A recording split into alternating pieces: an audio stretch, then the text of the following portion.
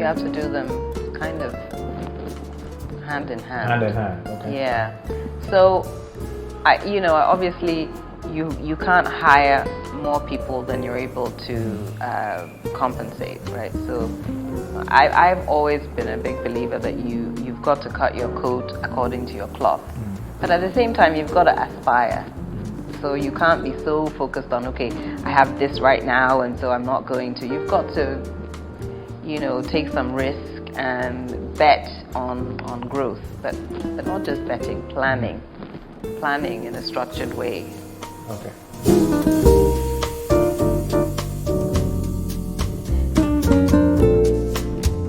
I think that the most important thing is starting. Sometimes we wait too long because we want to perfect the idea. And perfection takes some time. So essentially you'll be hoarding an idea, sitting on the great idea, and then somebody else starts the idea, and then you're upset. And then you go on and on about how you had this great idea, but it never came to fruition. So basically start, learn along, make your mistakes, perfect the crafts, own the journey basically. So jump in the deep end and start swimming. You're not going to jump. Shoot first, ask questions later. Exactly. So one of the things I've heard most often is, if somebody offers you an activity, say yes and figure out how to do it later. So you don't need to know what to do. I don't think that all the great people who started businesses knew how it was going to turn out. There's that leap of faith. Just jump.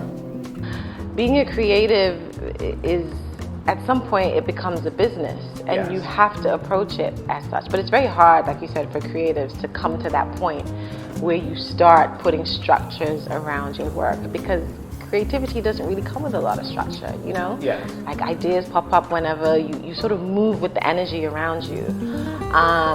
But at some point, you do have to create business structure, and it's really hard. For me, I know that's my weakness, like really creating business around my work. Like we've had this conversation, TJ, like it took me so long to even figure out how do I turn my work into real revenue. I'm still kind of figuring it out. So it's very important, but it's like, where do you even go as a creative when you want to start putting structures around your work? What's the starting point? At least in this space that we're in, it takes a while for you to understand that when brands come to you, they come with a legal team. Because you just think, okay, this is an opportunity. They're offering me this. You don't even read too much, because it's like, I'm trying to make money and this is an opportunity to make money. So you don't really dig in too much. It takes a while to get to a point where you realize that they're coming to you because you have value. Yeah. So you should negotiate and have somebody who helps, or whatever the case may be. It took me forever to even the first time I negotiated for anything was maybe 3 years ago, and I've been doing this for 9 years. Before, it was just like, okay, fine. You don't want to rock the boat because you know how hard it is as a creative to make money. So I don't think it's that you're not willing to learn. You have to come to a point where you recognize your power.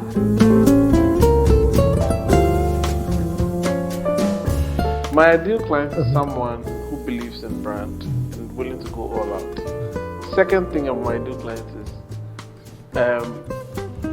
who is not a micromanager and believes in giving you creative control.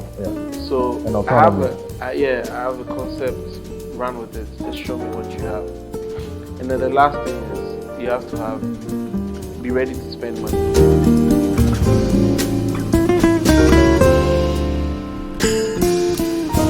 As a business, let me talk about the business first. Maybe your first goal is that what emergency fund do you have? So let's say I'm going to start business, but I don't know what will happen in the next few months or the next few years.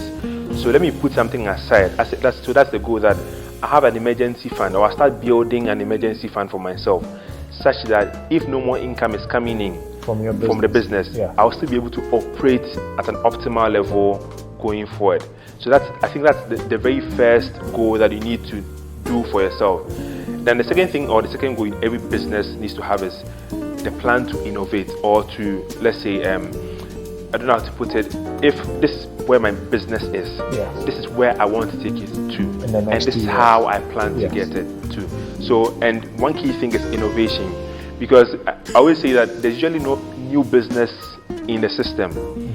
But it's how you stand out, how you innovate to stand out, and that will make you thrive. Yeah. So for me, that's every goal that every business needs to have.